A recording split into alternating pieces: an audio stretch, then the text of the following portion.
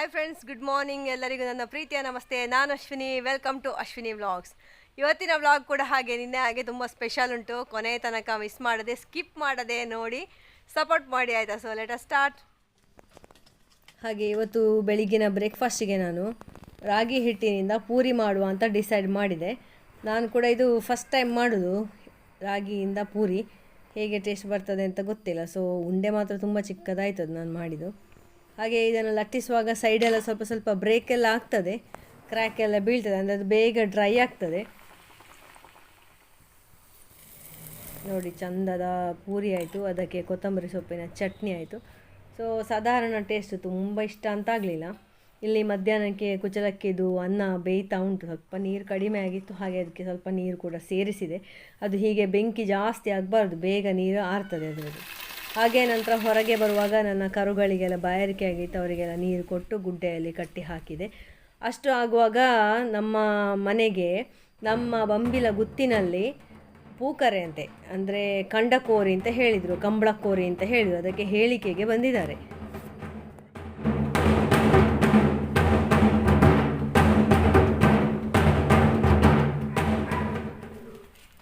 ನೆಕ್ಕದಾಯ್ತಾ ಬುದಾರ?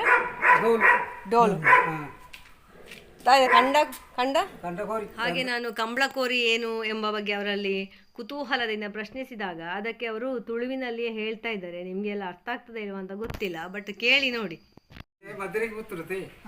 ಮದುವೆ ಒಂದು ನಾವು ಕೋಳ್ತಿರುವಂತ ಗೊತ್ತಿರತ್ತ ಕತ್ತಲಿ ನಾಲ್ಕಡಿ ಪುಣದಂಟ ಅವ ಈಗ ಮದುವೆಗೆ ಹೇಳಿ ಎಲ್ಲ ಮದುವೆ ಕಂಬಳ ಕೋರಿದಂತ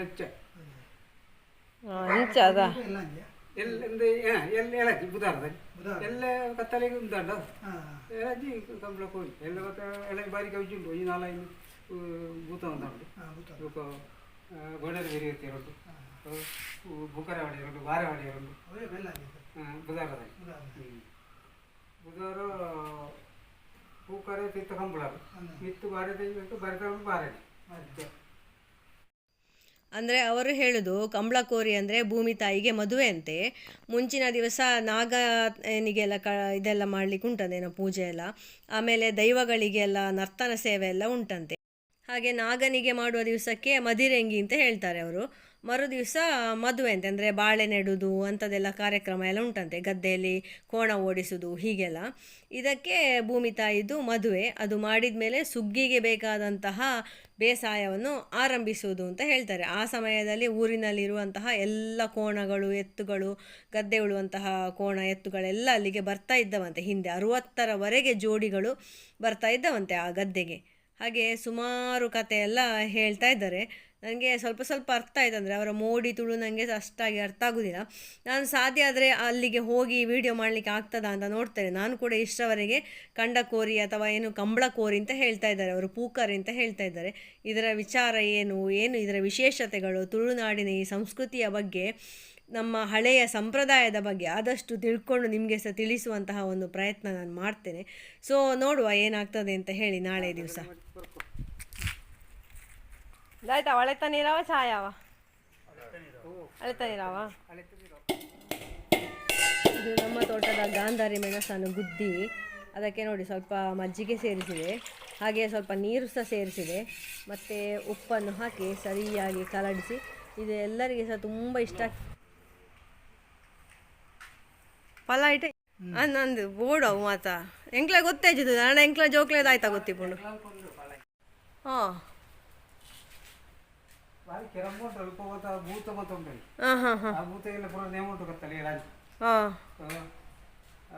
ಹೌದಾಯ್ತಾ? ಊರ್ದ ಭೂತ ಅಂದ ಎಂಚಿನಂದು ಗ್ರಾಮದ ಅದಾಯ್ತಾ ಬುದ್ಧಾರೇಕ್ ಪಂಜುರುಳಿ. ಹಾಂ ಹಾಂ ಹಾಂ ಹಾಂ ಹಾಂ ಹಾಂ ಹ್ಞೂ ಹ್ಞೂ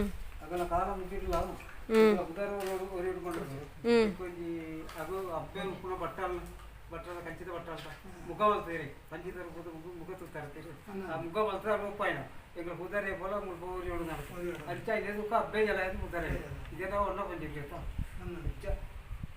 ಆ ಕಾಲ ಬಿಟ್ಟರೆ ಅಂತ ಇದೆ. ಅವು ಎರಡು ಉಂಟು ಪಲ್ಲಾಯಿ ಅವು ಬುರ ಇತ ಶುರು ಐಟೆ ಆಡಪಣ ಮಿಷನ್ ಇಟ ವಿಷನ್ ಐಕ ಪೂಜೆ ಮಾತ್ರ ಅಲ್ಪಣನ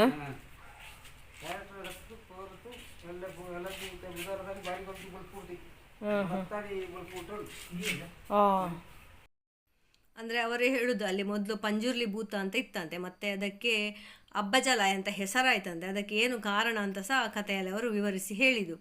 ಅವರು ಅಬ್ಬ ಅಂದರೆ ಅಮ್ಮ ಒಬ್ಬರು ಕಂಚಿನ ಬಟ್ಟಲನ್ನು ಅವರ ನೆನಪಿಗೋಸ್ಕರ ಪಂಜುರ್ಲಿಯ ಮುಖವಾಡ ಮಾಡಿ ಕೊಟ್ರಂತೆ. ಹಾಗೆ ಅದರ ನಂತರ ಅಬ್ಬಜಲ ಅಂತ ಹೆಸರಾಯಿತು ಅಂತ ಹೇಳುದು. ಗುತ್ತದ ಇಲ್ಲಿಂದ ಅದ ಬೊಂಬಿಲ ಗುತ್ತದ ಇಲ್ಲಿಂದೇ ಉಂಟದ. ಪ್ರತಿಯೊಂದು ನಮ್ಮ ಈ ತುಳುನಾಡಿನ ಗ್ರಾಮದಲ್ಲಿ ಕೂಡ ಒಂದು ಗುತ್ತಿನ ಮನೆ ಅಂತ ಒಂದಿರ್ತದೆ ನೋಡಿ. ಅಂದರೆ ಅದು ಹಿಂದೆ ಅರಸರು ಇದ್ದಂತಹ ಮನೆಗೆ ಗುತ್ತಿನ ಮನೆ ಅಂತ ಹೇಳುದಂತೆ. ಅದೆಲ್ಲ ಆ ಗುತ್ತಿನ ಮನೆಯವರಂತಹ ಪಾರುಪತ್ಯದಲ್ಲಿ ಈ ಗದ್ದೆದು ಏನು ಕಂಡಕೋರಿ ಅದು ಇದು ಎಲ್ಲ ಆಗ್ತಾ ಇತ್ತು ಕಾಣ್ತದೆ.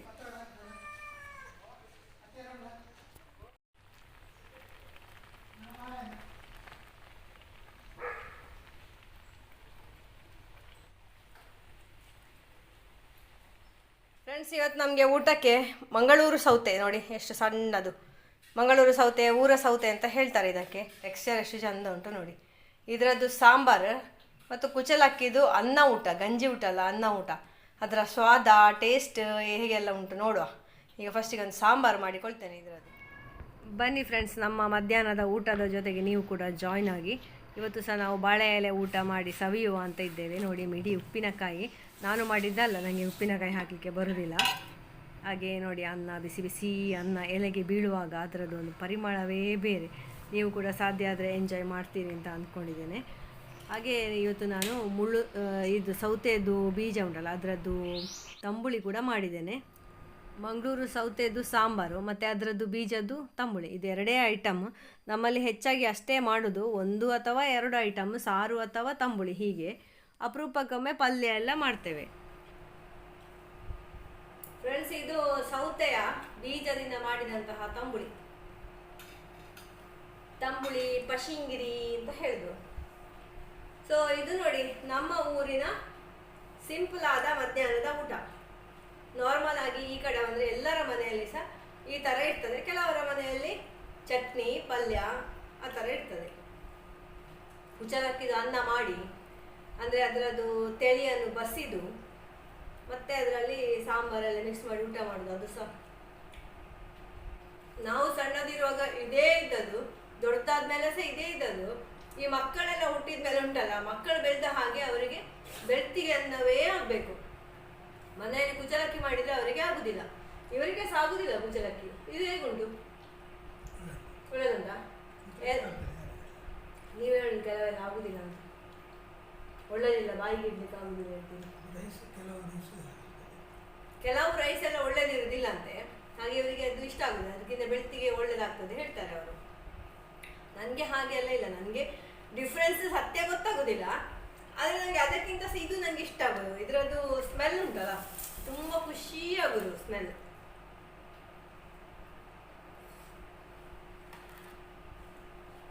ಒಂದೊಂದು ಅಗುಳು ಸಹ ನಮ್ಮ ಬಾಲ್ಯವನ್ನು ನೆನಪಿಸ್ತದೆ. ಒಂದು ಮನೆಯಲ್ಲಿ ಊಟಕ್ಕೆ ಕೂತ್ಕೊಳ್ಳುದು ಅಂತ ಹೇಳಿದ್ರೆ ಆ ಊಟದ ಜಾಗವನ್ನು ಫಸ್ಟಿಗೆ ಒಬ್ರು ಗುಡಿಸುದು, ಮತ್ತೆ ಒಬ್ರು ಬಟ್ಟಲು ಇಡ್ತಾ ಬರುದು, ಮತ್ತೊಬ್ರು ಗ್ಲಾಸ್ ಇಡ್ತಾ ಬರುದು. ಹೀಗೆ 10-11 ಎಲೆ ಪರ್ಮನೆಂಟ್ ಇಡ್ತಾ ಇತ್ತು, ಎಲೆ ಅಥವಾ ಬಟ್ಟಲು. ಸ್ವಲ್ಪ ಹಿರಿಯರು ಅನಿಸಿದವರಿಗೆ ಎಲೆ, ಮಕ್ಕಳಿಗೆಲ್ಲ ಬಟ್ಟಲು ಅಂತ. ಸ್ಟೀಲಿನ ಬಟ್ಟಲು ನಾವು ಹುಟ್ಟುವಾಗ ಬಂದಾಗಿತ್ತು ಮನೆಗೆ. ಹಾಗೆ ಕೆಲವರಿಗೆ ಇಂತಿಂಥದ್ದೇ ಬಟ್ಟಲು ಆಗಬೇಕು, ಇದು ನನ್ನ ಬಟ್ಟಲು ಅಂತ ಹೇಳಿ ಅದರಲ್ಲ ಜಗಳ ಎಲ್ಲ ಇತ್ತು. ನೀವು ಹುಟ್ಟುವಾಗಿತ್ತ ಬಟ್ಟಲು, ಸ್ಟೀಲ್ ಬಟ್ಟಲು ಇತ್ತ? ಹಾಗೆ ಇದನ್ನೆಲ್ಲ ನೋಡುವಾಗ ಉಂಟಲ್ಲ, ನಿಮ್ಮೊಟ್ಟಿಗೆ ಶೇರ್ ಮಾಡುವ ಅಂತ ಅನಿಸ್ತದೆ. ನಿಮಗೆ ಸಹ ಒಂದು ಮೆಲುಕು ಹಾಕ್ಬೋದು. ಬಾಲ್ಯದ ದಿನಗಳು ಎಷ್ಟು ಕಷ್ಟ ಆದರೆ ಸಹ ಉಂಟಲ್ಲ, ಅದರ ಒಂದು ನೆನಪೇ ಒಂದು ಖುಷಿ ಆಗ್ತದೆ, ಉತ್ಸಾಹ ತುಂಬುತ್ತದೆ ಜೀವನದಲ್ಲಿ. ನಿಮಗೆ ಇನ್ನೊಂದು ನಾನು ಸ್ಪೆಷಲ್ ಎನರ್ಜಿ ಡ್ರಿಂಕ್ ಇವತ್ತು ತೋರಿಸ್ತೇನೆ ನೋಡಿ. ನಮ್ಮಲ್ಲಿ ಶಾಲೆಗೆ ಹೋಗುವ ಮಕ್ಕಳಿಗೆ ಎಲ್ಲರಿಗೆ ಸಹ ಅದೇ ಬುತ್ತಿಯಲ್ಲಿ ಎಲ್ಲ ಇಂಥ ಅನ್ನ ಎಲ್ಲ ಹಾಕಿ ಕೊಡ್ತಾ ಇದ್ರು. ಗಂಜಿ ಮಾಡೋದು ಬೆಳಿಗ್ಗೆ, ಅದರ ಬುತ್ತಿಯಲ್ಲಿ ತುಂಬಿಸಿ ಆ ಬಿಸಿ ಬಿಸಿ ಗಂಜಿಗೆ ಒಂದಷ್ಟು ಮಜ್ಜಿಗೆ ಮತ್ತು ಉಪ್ಪು ಮತ್ತು ಉಪ್ಪಿನಕಾಯಿ ಹಾಕಿ ಕೊಡುದು ಶಾಲೆಗೆ. ಅದು ಒಂಥರ ಸ್ಮೆಲ್ ಬರುದಾಯ್ತಾ, ನಾವು ಶಾಲೆಯಲ್ಲಿ ಊಟ ಮಾಡುವಾಗ ಇಡೀ ಶಾಲೆ ಕ್ಲಾಸ್ ರೂಮ್ ಇಡೀ ಅದೇ ಸ್ಮೆಲ್, ಎಲ್ಲರ ಬುತ್ತಿ ಕೂಡ ಒಂದೇ ಸ್ಮೆಲ್. ಇದೊಂದು ತಂಬುಳಿ ಎಷ್ಟು ಒಳ್ಳೇದುಂಟು ಗೊತ್ತುಂಟಾ? ಇದು ಎಷ್ಟು ತೆಳಿ ಉಂಟು ಅಷ್ಟು ತೆಳಿಯನ್ನು ನಾವು ಹೀಗೆ ಬಗ್ಗಿಸಿಕೊಳ್ಳೋದು. ತಿಳಿಯಷ್ಟೇ ಮಜ್ಜಿಗೆಯನ್ನು ಸಹ ಸೇರಿಸಬೇಕು. ಇನ್ನು ಇದಕ್ಕೆ ಸ್ವಲ್ಪ ನೀರು ಸಹ ಸೇರಿಸುವುದು. ಈ ಸೀ ಸಾಲ್ಟನ್ನು ಇದಕ್ಕೆ ಹೀಗೆ ಸೇರಿಸುವುದು. ಇದರ ರುಚಿ ಸರಿ ಉಂಟಾ ಅಂತ ನೋಡ್ತೇನೆ. ನಮಗೆಲ್ಲ ಪಥ್ಯದ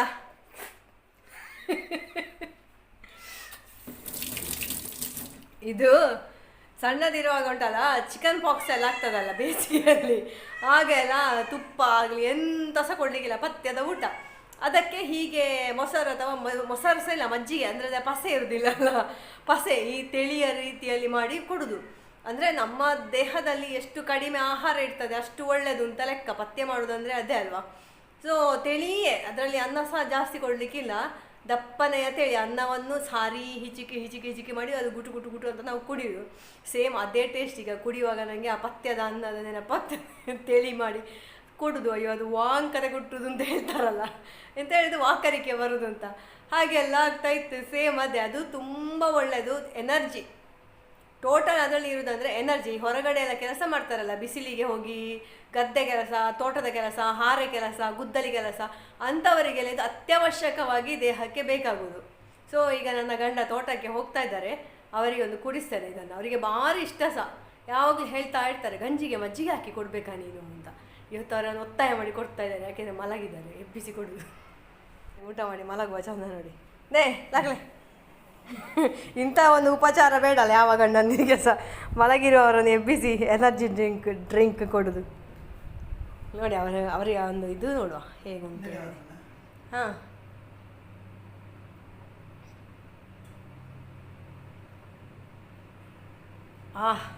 ಅಂದ ನೋಡಿ ಈಗ ಹೇಗೆ ಆಗ್ತಾರೆ ನೋಡಿ. 2 ದಿವಸದಲ್ಲಿ ಅವರದ್ದು 4 kg ಜಾಸ್ತಿ ಆಗಬೇಕು.